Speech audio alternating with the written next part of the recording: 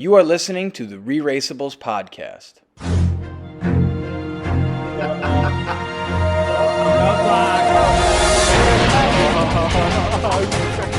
Give you a nice little detour.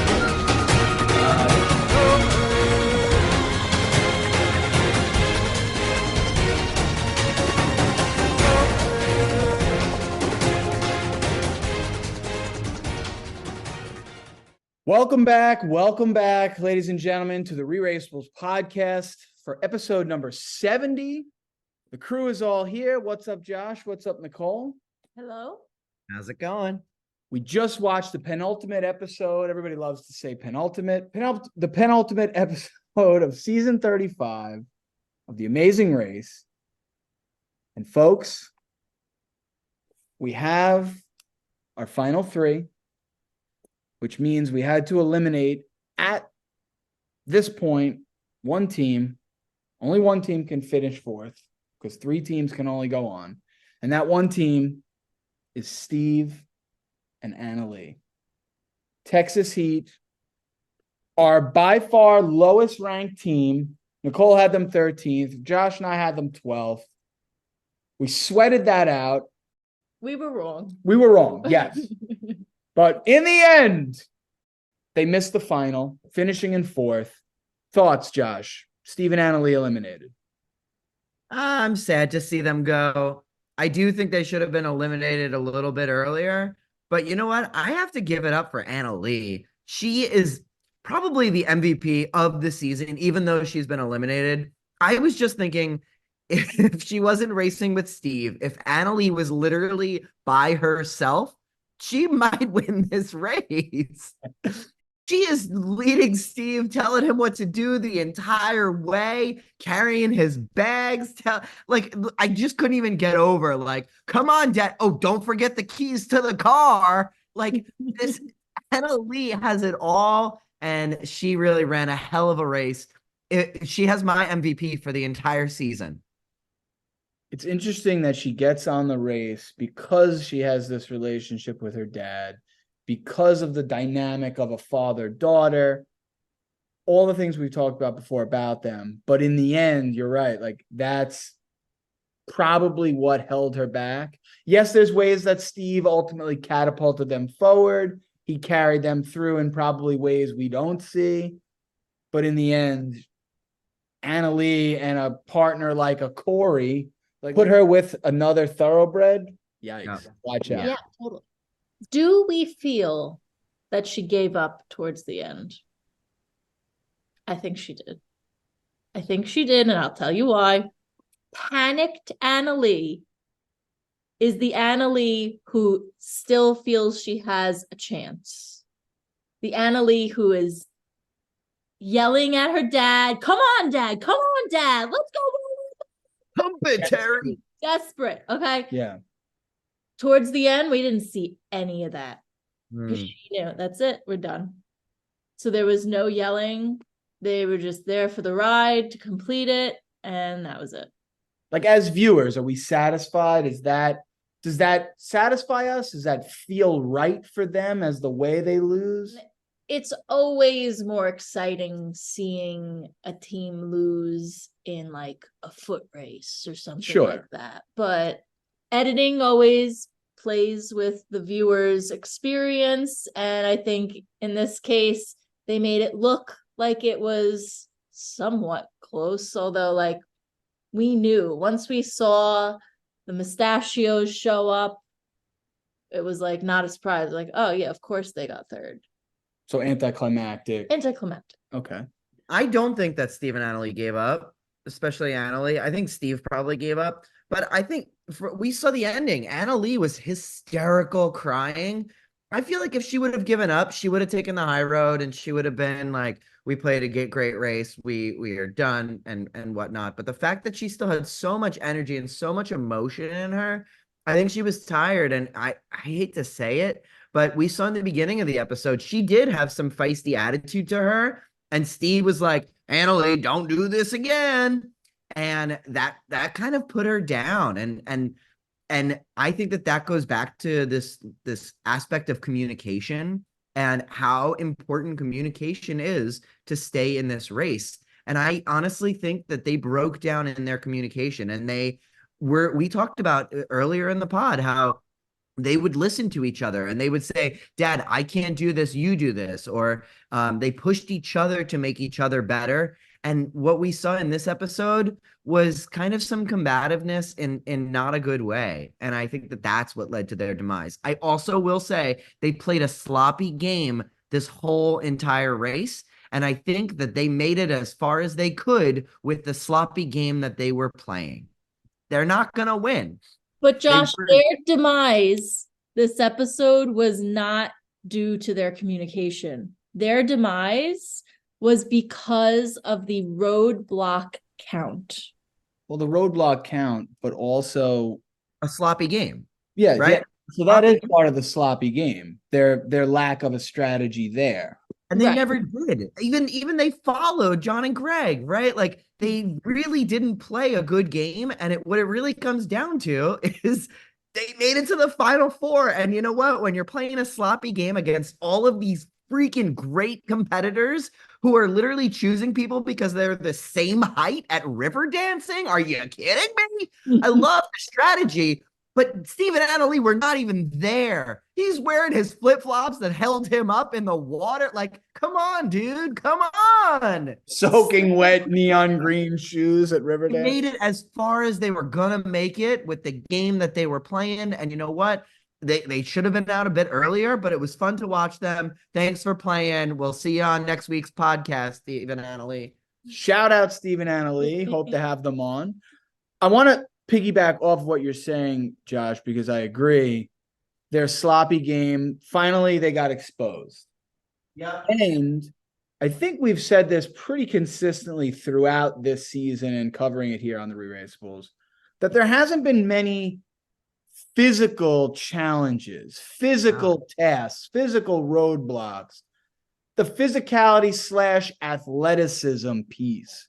Steve, who's how old, Josh? I mean, what is he, 50 something? Sorry, I'm out of town. I don't have my book. He's in his 50s, right? He's the old guy. Steve? I think he's older. Maybe 60? I'm going to say. Sorry, Steve, if we get that wrong. But ultimately, Steve's an older guy, even compared to Rob. He's still older than Rob. Yeah. So there's the physical aspect there. All this running. Yeah. Right. He's been the huff and puff king the last swimming. Year.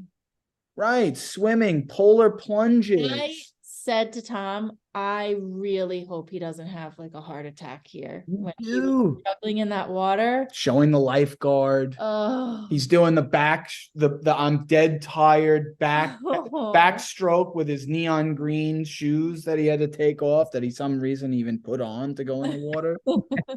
Like what? It's time to go. And we're going to talk about this more in depth in a little bit, but a physical challenge like the Riverdance roadblock. It totally exposed their lack of strategy with keeping the roadblocks balanced because Annalee had used her 6 to this point, so Steve had to do it. And then there's no chance that Steve and Joel had except against each other. And ultimately, they both sucked at the physical challenge, at the dance, that they probably were there for at least 20, 30 minutes more than John was or Corey was. I think 4th place is an overachievement. Yeah, I agree. Do we still hold by our preseason rankings then? No, they definitely didn't deserve to be last. No, not at all. But would you have put them 4th? No. Josh, 4th place? Run this race 100 times. I don't know if they're in 4th, but you know what? They are going to be in 4th more than once. Can we talk a little bit for a moment about 4th place? I believe, yes, it's an achievement. Absolutely. Will Steve and Annalee be proud of their accomplishments? I think so. I want to believe that at the end when they're signing off and they're doing their final interviews and they're feeling proud of themselves, or when they're on the plane or in the time between that moment and right now, they feel proud. But you know what? 4th place sucks. Mm-hmm. 4th place sucks. Maybe not as bad as coming in 13th because you just didn't get to run the race at all. Shout out Alexandra and Sheridan. But 4th place sucks. You're right there. And then you don't even get a chance. You got to see 11 legs. Amazing. But clock struck midnight and you're just out of luck. I hear you, Tom. I do hear you. But to be in that no chance category and to make it to number 4, True. that is like winning $1 million. That, I mean, it's completely different than having someone first and having them voted out first. They should be proud of themselves. I mean, I think Annalie's pissed though. Yeah. Oh, she's pissed. Yeah. Without a doubt. We have our final 3 for season 35. Rob and Corey, Greg and John, and the mustachios themselves, Joel and Garrett. Do we have the right final 3? I really think we do. I think definitely Rob and Corey, definitely John and Greg. The mustachios, they're more of a wild card. I definitely was not thinking that they had a chance at final 3. But you know what? After seeing a full season of them working together, they deserve to be there. They do. I agree. I think we do have the best final 3. I think we have Rob and Corey, who we're going in with our hearts, right? We have been rooting for them since episode 1, since we met them. We love them. We love their relationship. We love their communication. We have our head, the people that we think are the best, strongest team, Greg and John. There they are. They really have no weaknesses, although a little bit of a sloppy kind of run by the clue that's right in front of you. They have some minor but still pitfalls. I think then there's the sleeper pick, the wild card that is the mustachios. They've thrown a first place on the board, so you can't say that they never were able to do it, that they were never able to beat these other teams, including the 2 we just mentioned. So I think we have a great balance. We have 3 all-male teams, kind of an interesting outcome there. But like we talked about last week, we didn't really have that many strong female competitors, or at least teams, as I think we thought we did. And that's how we ended up with these 3 teams. I think it is the right final 3. I think that is true. Josh, your thoughts? I do agree. Rob and Corey, John and Greg, they're definitely have to be up there. I do go back and forth with Joel and Garrett. I did have them the highest ranked out of all of us. So I did think that they were going to make it far. However, I think that they're good TV, but I don't know if they're necessarily good competitors. They are a little exhausting to watch. And I think if they were eliminated 3 weeks ago, we all would have said, thanks for coming. You played a good game. You were expected to leave. What I do want to bring up is there was one team who played 4 rounds and 50% of the time they came in first place. And that is Jocelyn and Victor. Yes. They have the best first place winning percentage out of all the teams this year. Yes. And I think that they should be in the top 3. If that's my vote, they caught the unfair end of the stick, and they should still be racing. And you know what? They're still racing in my heart. Yeah, damn right they are. Thank you for bringing that up, Josh. Shout out to my man, Victor. Shout out to Jocelyn, my number 1 team. In my head, in my heart, then, now, always. But to your point, you're obsessed with them. I love them. What can I say? What can I say? I'm a grocery love, team retail love kind of guy. If you run it 1,000 times, we know Greg and John are there. They're there a heavy percentage of the times. Rob and Corey, I think their communication is probably far and away the best, if not top 2. That they're going to be there pretty much a lot of times. Especially, we talked about Corey last week. You guys swayed me on him probably being the most valuable male on this season. Plus, my man Corey's jacked up. Like, this guy is unbelievable. Yeah. But they're in. I think that third slot, the coin flipped and it landed on Joel and Garrett. That wild card. And that could have been a Jocelyn and Victor. It should have been Jocelyn and Victor. It could have been Todd and Ashley. It couldn't have been Alexandra and Sheridan. It couldn't have been. No, unfortunately, that's for sure. It couldn't have been Elizabeth and Ileana. It couldn't have been. No. It couldn't have been them. Yeah, I'm just gonna second what you said, but I do think that there are, just like we talk about when we pick the power rankings in the beginning of the season, there are teams who it can't be, right? Like you run the race 100 times and less than 3 times is Joe and Ian in the top 3. Is Alexandria and Sheridan, is Liam and Jeremy, is Andrea and Melania, is Morgan and Elizabeth Lena. and Ileana. Yep. Right. So really when you get down to it, you're looking at Jocelyn and Victor, Todd and Ashley, Steve and Annalie, Joel and Garrett. And out of those 4 teams, I would say 25% of the time, each of them are going to be in the 3. And probably 90% of the time, John and Greg, Rob and Corey are going to be there. And you know what? Joel and Garrett got there this week. So part of how anybody got there was completing challenges, completing tasks, route infos, detours, and roadblocks. Roadblocks are unique because only one team member can complete them. And after, what was it, maybe like season 5 or 6, it went from one player could do literally all the roadblocks to you have to do a 50-50 split. The roadblock count got thrown up at the beginning of this episode, and I think it was a huge piece of this episode that really set the tone for what to expect. And we had a breakdown of Steve and Annalie. Annalie had done her 6 roadblocks. Steve had only done 4. Rob and Corey. Rob had done his 6. Corey had only done 4. John and Greg had each done 5 and 5.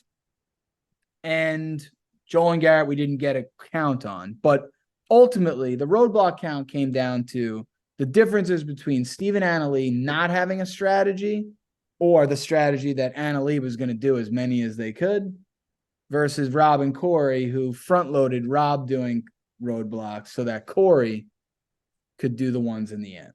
I loved Corey and Rob's strategy. I thought it was great.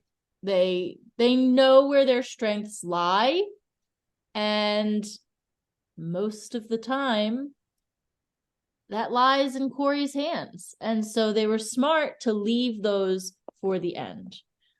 It definitely worked to their advantage today. Whereas Steve and Annalie, it did not work to their advantage. And that was really their downfall, I think, in why they went home today. And it points out also, like Josh had said, the sloppy strategy gameplay that, we'll just follow Greg and John because we're just so out of sorts. We don't have a strategy. We don't have time. We're playing catch up. You got to imagine that they probably weren't able to really strategize that way because Annalie was just in survival mode, or they were in survival mode as a team, and like, you just do it because you'll do it better, and we'll just let the chips fall where they may later on. I think that's what happened. Yeah. Where I think Rob and Corey actually thought about this and put a strategy together. Mm-hmm. I want to just talk about this concept to the race, and I just want to say that I think that this was the best episode build this entire season. I think that the fact that the audience knew that Steve had to do every challenge. We had to see Corey do the challenges. There was something about this episode that as soon as Corey got to that river dancing, all I could think about was Steve river dancing. I could not stop thinking about it. It was absolutely brilliant. What I'm frustrated by is that they just kind of like nonchalantly, casually tossed it in the beginning of this episode. And was like, if I was new to The Amazing Race, which we're not, we've been watching for many years on the ReRACEables podcast, bringing you insider information and anything. But what I would say is that it's just someone new watching the race. It just came out of nowhere. I would have felt blindsided by CBS. I wish that this was an integral part of our story building throughout the arc of this season, that we can actually feel as a viewer that we have insider knowledge that who is playing the strategy, who is making these choices, and who is just a schmuck just trying to get along and making it to fourth place. It really made a difference. I agree. Huge difference. And this is, I'm sorry to interrupt, but this goes down to the final three. This was one of the penultimate episode of the entire season, has come to one of the biggest strategy points in that how do you play the entire race up and coming till now? And you just casually drop it out of nowhere that is integral to who's going to win $1 million. It's a big deal, and I'm frustrated that we just brought it up now. Yeah, and advantage again too to John and Greg. It didn't really matter who did what for them. Yep. Because they are that yin and yang or 50-50 or equal partners or equally skilled, equal talents, no weaknesses, whatever you want to say. It didn't really matter. Like they didn't have to. That was an advantage I think that they had. That if you would have taken all the things that John did and give them to Greg, would it have really made that much of a difference? Probably not. Yeah. But this was a big, huge strategy point, and it would have been nice. Again, another graphic maybe, so we know the counts on who's done how many. Yeah. Maybe. I think it tends to make more of a difference when you have a team with a larger age gap or physical ability Definitely. gap. Like a Steve and Annalee age gap, Robin Corey's age and maybe ability gap. Right. Like same with Joel and Garrett. Did it really matter who had a higher count with them? No. Not really. Even though they weren't as skilled as we would say John and Greg are, they're still kind of interchangeable in that sense. Yes. But because Steve and Annalee, Rob and Corey are so drastically different, it really mattered. Yeah. And it would have been a huge part of knowing each roadblock decision along the way, how much more of the strategy short term and long term were in play. Mm-hmm. But I do agree with Josh in that it was so exciting to watch that Riverdance because of the character development throughout the season, where we really get to know these contestants and their abilities and their strengths and their weaknesses. And like, we were cracking up just thinking about Steve attempting this. As soon as we saw how fast Corey had to move, what did I say? Steve has one speed, slow. So we were dying laughing, thinking about, oh my gosh, how is he gonna do this? There's a playbook, right? Didn't Survivor do this 2 or 3 years ago where they were like, we're gonna bring you back, we're gonna show you where this idol is, and you're watching the episode, or right, there's like a hidden immunity idol at the challenge for one of the people who aren't racing in the challenge. And there's something about the audience knowing and just sitting on the edge of their seat. Like, are they going to find it? Are they going to know it's coming? Do they see it there? What's going on? And like, we know that Steve's going to have to do this Riverdance. And I was crying laughing before he even arrived at the challenge. We want to see more of it. Bring it, CBS. Bring it to us. Give us the insider knowledge. Give us the background so we can see what we're trying to vision and inspect. I wonder if there's room for an advantage or a twist too, where somebody like a Steve and Annalee could have earned an extra roadblock for an Annalee who was at 6, so that Steve maybe didn't have to do both, right? They could have front loaded her or something like that, where it doesn't count against you, or it can tip those scales so it doesn't have to be 6 and 6. Mm-hmm. What do you think? Is 6 and 6 worth it? Does it matter anymore? Should we have 6 and 6? I think it does matter. Because you go back, I think it was season 5, Chip and Kim. Yeah, Chip and Kim. Yeah. I believe Chip did 11 out of the 12. Yeah. He did 11 out of the 12. And you don't want that either, right? Because then, well, as a viewer, Corey does all 12 of them. It's not as interesting. It's not. It's more exciting to see like what we saw today, where a contestant is forced to do something that we know they're probably not going to be good at, it's much more entertaining to watch.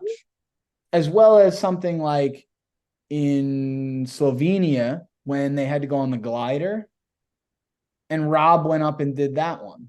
Mm-hmm. They have that great shot of him like fist pumping in the glider, like pure joy on the man's face. So you miss out on stuff like that too, where it isn't all about your physical capabilities. We just happen to have a perfect storm here with knowing Steve was going to struggle. And I think that puts it in the camp of keep it balanced. Josh, what do you think? Yeah, I think keep it. I mean, what's frustrating, like I said, is that we didn't find out about it until this episode, and so it hasn't really affected the game until now. And I do like the aspect of strategy in it, but did we need it? I probably would have forgotten about it, to be honest, if we didn't bring it and over the head, like nail us in the head with it this episode. I probably wouldn't have even brought it up. So frankly, maybe my opinion is that we don't really need it. The count or the balance?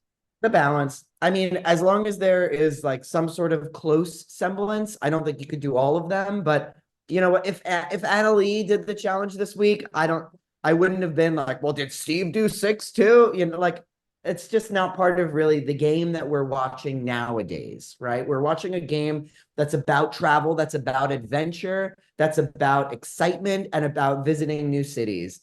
This isn't quite the game anymore that when it started out to be, of a social experiment and how to physically win the race. We've talked about how the race has evolved. It's not really about physical challenges anymore.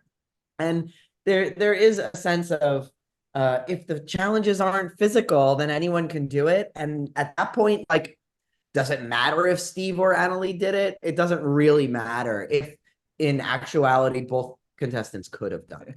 So let's segue to the roadblock, the Riverdance, which was very much a physical challenge.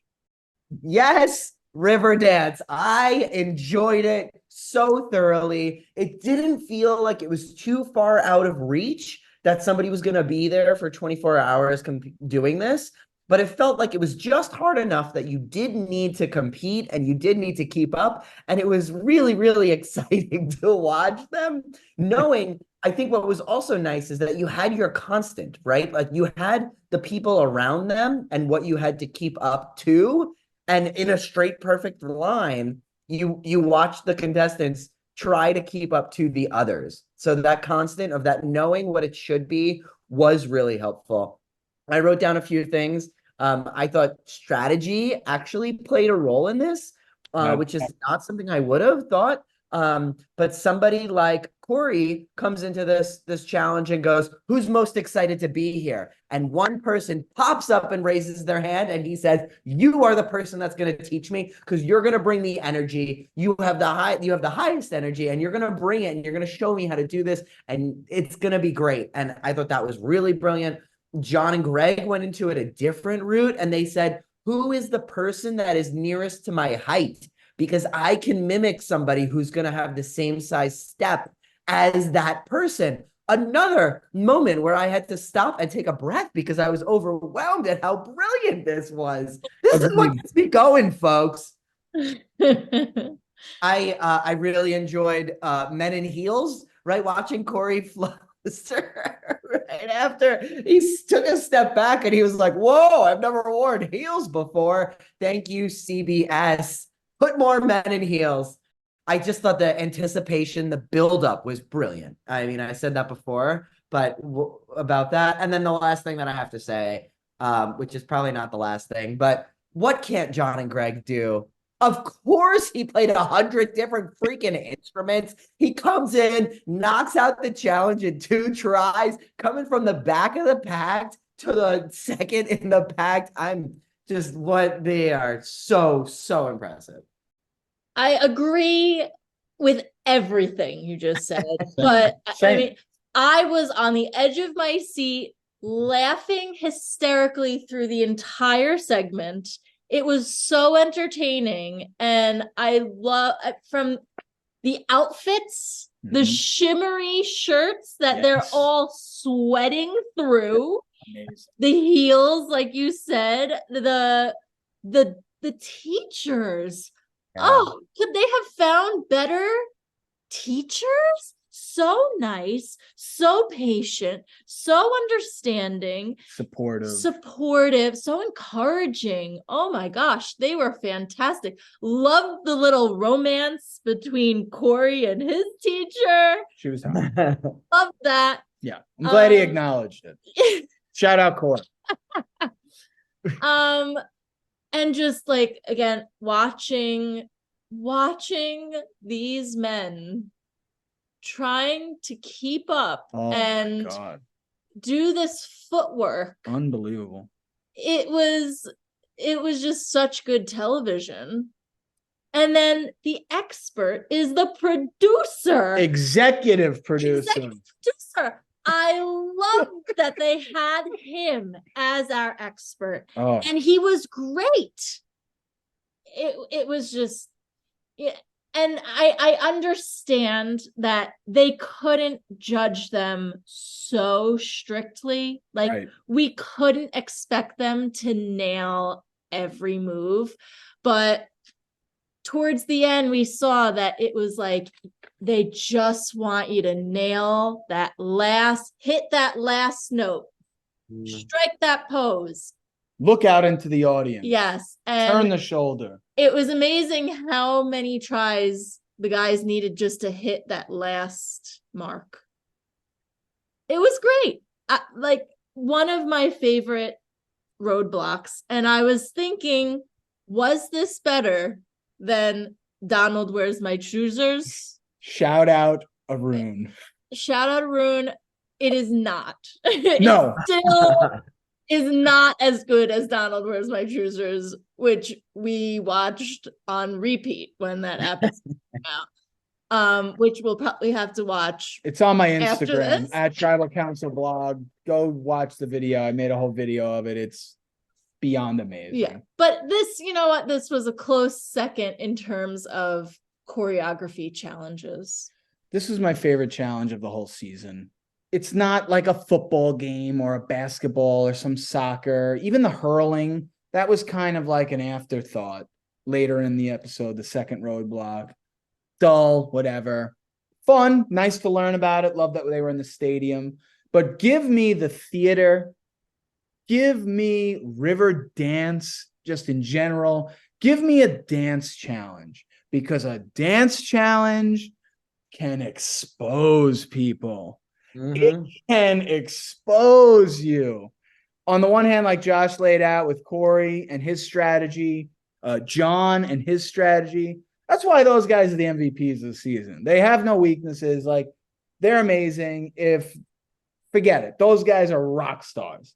Like, they probably, if they trained, could probably do Riverdance with enough training. I think you said when we first saw John. Yeah. You were like, what is he, in Riverdance? Right. He looks like he belongs there. Not only has he picked the guy that's the same height, but like John's this like cross-country runner body physical type. You put him in the outfit, he looked like he was in it. Yeah. Right? Josh, am I right? Absolutely right. Now, we've talked about those guys. We talked a little bit about Steve. But can I just say a couple things to see the juxtaposition of the two studs and then the two studs. Thank you. My man Joel. Let's start with Joel. Did not quite look as natural. The beard just doesn't work. This is where the beard, it just doesn't work. And like, right, in theater and comedy, you put on beards, right? It kind of made it look like that. How about him wearing the Hoka shoes? I mean, shout out to Hoka shoes. not a Riverdance practice shoe. They're not in the Dublin Beatty Theater market. At least they weren't wet. Right. Let's go with Steve. He went into the Irish Sea polar plunge in these neon green shoes that he ended up using as like oars to backstroke himself out of dying, or whatever was going on. And then he's in these shoes again, now practicing Riverdance. So good. Shout out, Steve.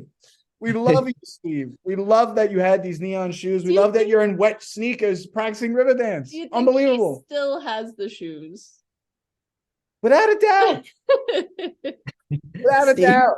Steve's quote of the episode was, "Oh damn, the curb sneaks up so quickly." Let me throw it over here. How about Joel just in slow motion? Oh man. Steve just in slow motion. Now, granted, those dancers, holy mackerel, holy cat, like they could not have been more of a fish out of water. But that's what I loved about this challenge. I love that you could actually see 4 people show up to the challenge in staggered times, and you saw John's ability not only to learn the dance faster than those guys, but to learn it, execute it, and totally pass them. Like we complained all season long, as we would continue to, about the all aboards and those kinds of things. With this, we got to see, oh, you got this, you can dance, you can learn it, you can execute it, you have that advantage. Boom. You're coming from last and catapulted into second. And I loved seeing that. I loved seeing a physical challenge. I loved it. And the dance, it's so simple, yet it's not. And it was perfect. It was my favorite challenge, without a doubt. And then what was also a funny piece to this was how when they were showing us Steve's attempts, he went from first attempt to cut to the fourth. To the fourth. Yeah, fourth. We turned to each other. We're like, oh, it's gonna take him a long time if we're cutting to the fourth already. Josh, the 6th attempt when Steve just gave up at the end. And the executive producer says, you gave up. And it was just this challenge, this roadblock brought it on all levels. We talked about the strategy with the roadblock count. We had 2 different kinds of guys, Corey and John, Steve and Joel, strength, struggle, fast, young, slow, old, rocking it out, posture and the pose and the whole thing, and giving up. And we had a great expert. We had the executive producer. That guy was intimidating as hell, but he was also lovable. When Joel nailed it at the end, Nicole, you pointed out, he ran up there and gave it to him. Mhm. He was pulling for Steve. Mhm. He loved it when Steve got it enough. Yep. Amazing challenge. Best of the season so far. And then the other piece to this is, like all roadblocks, the partners are just helpless. Yeah. But Brutal. they're watching in the audience, but they can't do anything to help. Not a thing. And I can't imagine what was going through Annalee's head as she is watching her father struggle, attempt after attempt after attempt. And you heard it from all of them. Yeah. You heard it from all of them, even Greg. There was the one time, I think, when John failed the first time, you heard Greg and Annalee and Garrett all be like, this looks hard as hell. Mm-hmm. But you know who you didn't hear? Rob. Rob said he's a proud father and he cheered on his son no matter what. And there's something about that communication, that love, that true bond that is, 1, admirable, but 2, this is what's making them go this far. I mean, in addition to many other things, I think that their connection is way stronger than any other team. Without a doubt. Final thoughts on the roadblock. What was Steve and Joel's strategy, if they could have even had one? There's something about The Amazing Race that you have to put on a show. You have to give it to them. And that's what this challenge is really about. It has nothing to do with dancing. If you could keep up, and we heard this in the artistic director's responses. He said, at the end, make sure you finish at the right same time. When they turn up stage, keep going with it. Make it look like you're doing it. And you know what? That's what you need to do. You need to keep your back stiff. You need to do a little something with your feet, and you need to land at that right bump. And every team who completed the challenge, that's how they completed it. They ended at the right time. And the other thing that I think all teams did really well, they had a smile that was bursting out of their face. That's it. And you know what? I can give you a little background in showbiz. That's how we roll in this game. Even if you mess up a line, you're going to continue going forward, pretending that you never messed up. Are you having fun? Can you sell that you are going with it? And we've seen this in past seasons where it's a matter of just like faking it till you make it. You just kind of like do it, and it's not always perfect because you're not a professional. But if you're close enough, you most of the time can get away with it. So I would have said that too. The problem is when you are so physically impaired that you can't even fake it. You couldn't even keep up. And the hard part and what's brilliant about these challenges is that by the time you do it the 10th time, you're winded, you're tired. It's even harder to fake it till you make it because you've already given and exhausted so much of your energy. So, I mean, that's the only thing that I can say is that you got to just keep smiling. You got to like, if a Rockette messes up, you pretend that you never messed up and you just keep going with it. And that's what you got to do if you are in this race. That's my wisdom I would send off to there. I feel like Joel had that because that's his natural personality, where I think Steve couldn't really summon that until the challenge broke him down and the group of people, the other dancers, rallied enough around these guys that maybe just 6, 7, 9 attempts could only bring for them. But I think if Joel probably could have taken on the strategy of winning the room a lot sooner than Steve would have. Yeah. That was probably his best play. But he was so focused on, I'm here. Oh my gosh, those 2 left.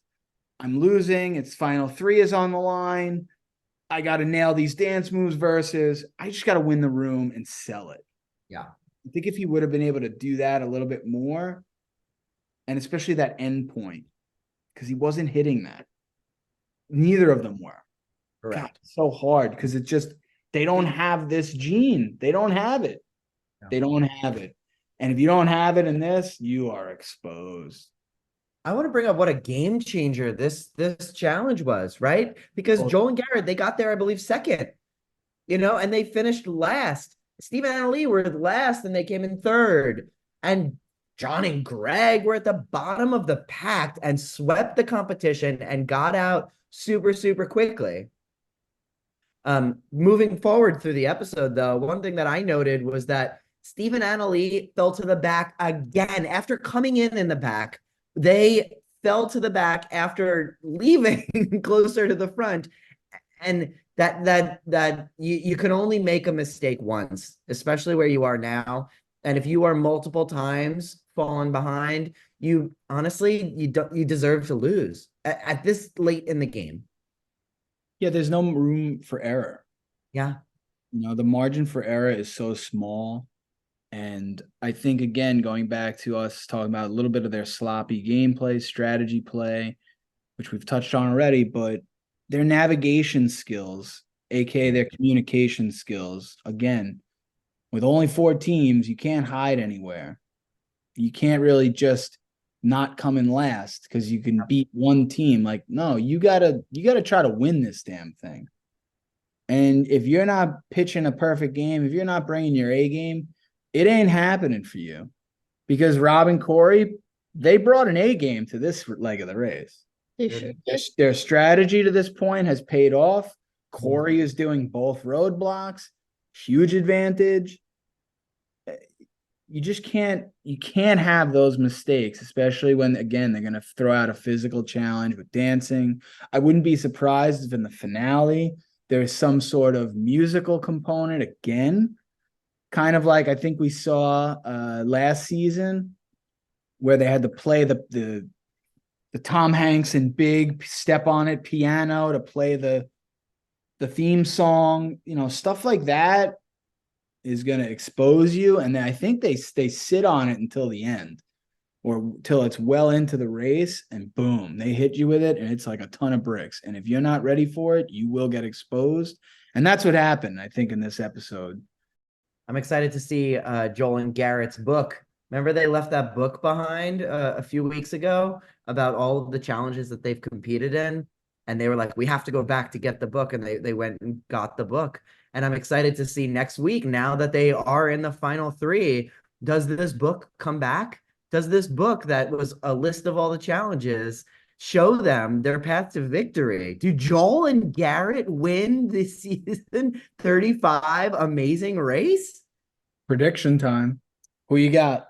I really, really want it to be Corey and Rob, but my head tells me it's not them, because it's gonna be John and Greg. That's my prediction. Josh, who you got? Folks, I was really hard on John and Greg earlier in the season, but you know what? I don't think that anything can stop them right now. I just see them. They were last in the pack, and they somehow got their way to the front. They are just breezing through challenges like it's slicing butter. I am just so impressed with every single element of their game.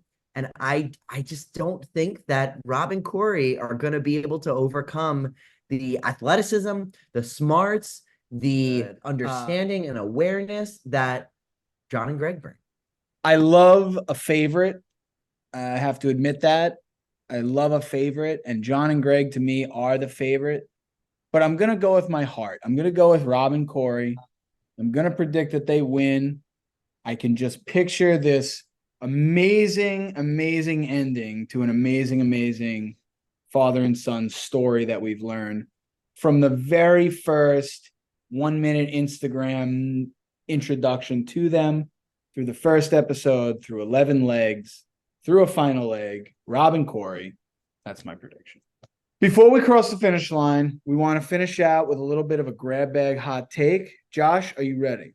I am ready. Okay, let's break it to you. So this week, I got a pro that I'm super excited about, very happy about. We love experts. I love a good expert. And you know what? Why this episode packed all the punches? This episode packed the punches because there were multiple experts. We love a good expert. We got river dancers. We got hurling people. We got bar patrons. Who knows anything more than a bar patron? Love it. Love it. Love it. Love the strategy. Great episode, CBS. And a big question I got going on, Joel and Garrett, why were they wearing life vests when they were swimming out to get this stuff? Like, what are you doing? Did they bring life vests? Are they asking for life vests? Were they told that they're not good swimmers, so they have to wear life vests? I don't know. Somebody give us some insight. Tell me what's going on. And the last final hot take that I got, probably for this season, Steve and Annalee, we knew they were eliminated before the episode started.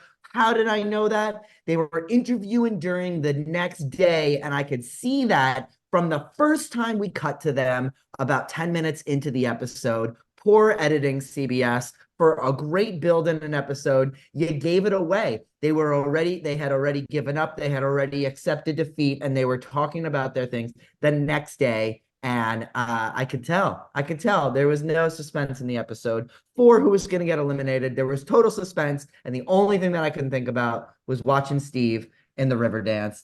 And that is Josh's Sizzling Hot Takes. Crossing the finish line, I just want to mention the appreciation for the route info task at the bar, where they had to memorize the 2 quotes. James Joyce quotes at James Toner's pub. Yeah. Simple task, but I really liked it as a route info. I thought it was good level of challenge. It was just tricky enough to have that kind of wording.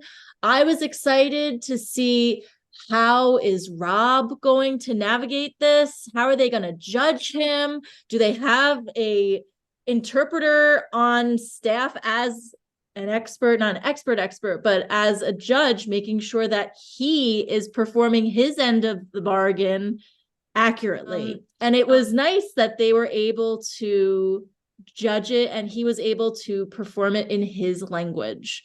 So it was cool. I also loved the bar crowd, how they booed if you got it wrong. And then the whole bar erupted in cheers when they got it right. I thought it was a lot of fun. I'll cross the finish line with this. I felt like this episode, as a viewer and watching these teams experience these particular experiences, I felt like they'll stand out, not just because they're in the final four and this is the penultimate leg and all of that. They stood out in other ways too, because when the hell else is Steve in his life going to get on? I know they're doing the Texas two-step down there. I know he's got his boots on. He knows how to do it. He showed us at the end after they were eliminated. He danced with his daughter. Yes. But to see the smile on his face, to see him on the stage with these 12 other dancers, performers, to see them in the bar, to reciting these lines, Greg just kind of becoming this performer as his way of remembering it, right? John just cool, calm, collected, didn't skip a beat. The fact that he had to go second didn't faze him. Joel screws it up, but Garrett has to literally plug his ears up so that he doesn't listen to Joel fumble it up, because he knows if he listens, he's going to fumble it up. And then the celebration of these people who are clearly having pint after pint, cheering and booing. I just thought that this episode and these experiences were things that I wish that I could do if and when we're on the race, Josh, and we make it to the final four and we have some sort of experience with that. I would hope it would be something like what we saw in this episode tonight. I think that was really powerful. It was the best episode this season for many reasons, but that one in particular, and that's why I'm crossing the finish line. We heard Corey as he's running to the finish line, and he said, my most impactful quote from this season, and he said that every single day has been my favorite day so far. And I just echo that. I'm grateful for every one of our amazing listeners. I'm grateful for you, Tom and Nicole. The ReRACEables is such a blast, and every week has been my favorite one so far. Agreed. So with that, we will close out the podcast by going to our power rankings. Big numbers coming off the board this week in episode 11 with Steve and Annalee's exit. We see a 13 spot, Nicole, come off the board. Your number 13 team. Woo! Right? Get that hung and cheese stink of when you had them Feels good at good. the end. Feels good. Feels good to get that your worst team out there crossed off. 13 spot came off Nicole's score, putting her at 26. A 12 spot for Josh and I, lowering our scores to 22 and 19. And Josh still leading the way by only 3 points, but he's been leading the way the whole time. And Josh, remind the viewers why you've been leading this whole time. Is that every other team put Joel and Garrett as a no-chancer, a bottom of the pack, a slow climbing slug. But you know what? Then I saw the charisma that these two brought. I saw the character and the energy and the passion and the excitement and the knowledge that each of them knew from each other from their days when they were younger. And I saw that they are a middle of the pack. And just having them 2, 3, 4 slots ahead of the others is what set me apart. And our top 3 champion. Thank you, folks. Thank you. Well done, Josh. Well done. Well said. That will do it for the podcast. Thank you, Josh. Thank you, Nicole. We will be back next week for the finale of season 35 of The Amazing Race. We're excited for it. We'll be bringing it to you here on the ReRACEables podcast as we have all season long. In addition, be sure to check back at Tribal Council Blog or tribalcouncilblog.com. Check us out on YouTube at Tribal Council Blog. Be sure to like, follow, and subscribe. Check out all the Survivor 45 content, ReRACEables podcast 35 content, Thank you for joining us tonight and for all season long. And we will see you next week for the finale.